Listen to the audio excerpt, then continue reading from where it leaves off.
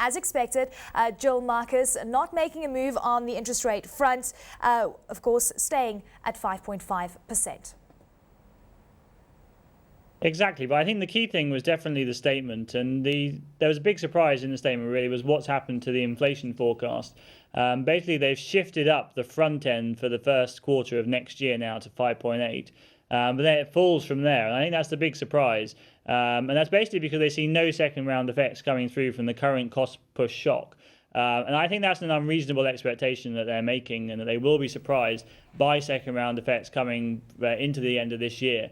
But I think there are some complications around that, though, because 5.8 at the start of next year is actually a pretty high number versus the market's own expectations. So you could well see them actually surprise to the downside through the end of this year. So it's going to be quite complicated reading the MPC into the end of this year, and it may well actually, I think, partly shift the risks away from a November rate hike of this year into January of next year, perhaps. Well, it's interesting, though, Peter. I mean, at the end of the day, when you look at the scenarios that we were looking at the last MPC meeting relative to what we're seeing now, dramatic changes in the global economy, and these things now all have to be factored in. Do you think that Governor Gill Marcus has the swing of things at this point and is in the process of ensuring that we do remain fiscally prudent?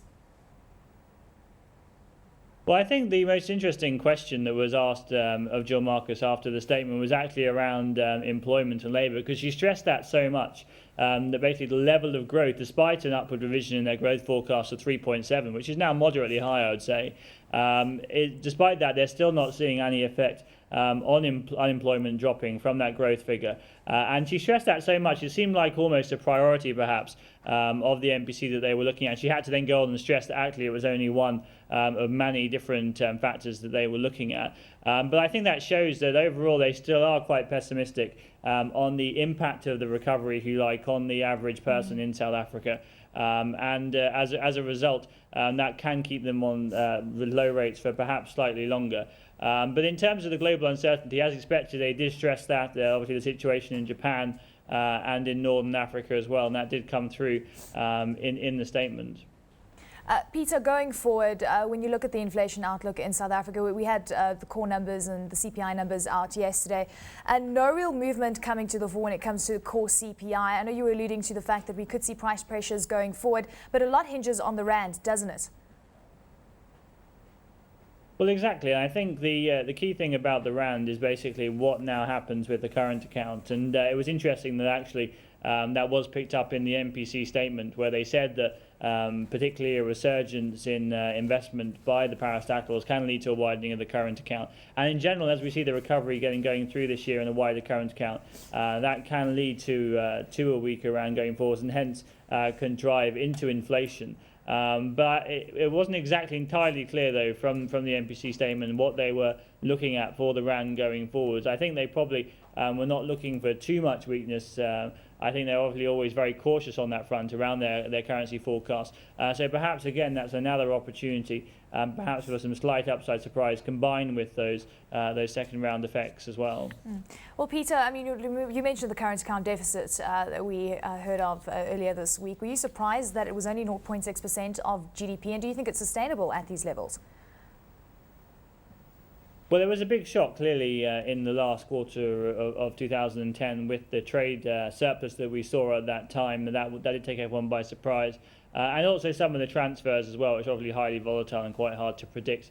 The deficit there was much lower than expected. But I think the key thing for South Africa is that as the economy does recover, you do go back into a very large current account deficit, and that can happen relatively quickly, and we've seen that in previous cycles as well. But the thing around the current account, I think, to remember really is that it is a very important driver of the currency, and they can feed into each other as well at the same time.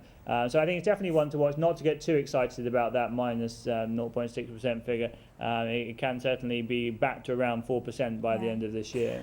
Well, Peter, that said, just looking at where you think the local currency will go, and it seems that views change quite quickly given the fact that things are changing rapidly on a global level and also in a local level when you look at some of the economic data that's coming out.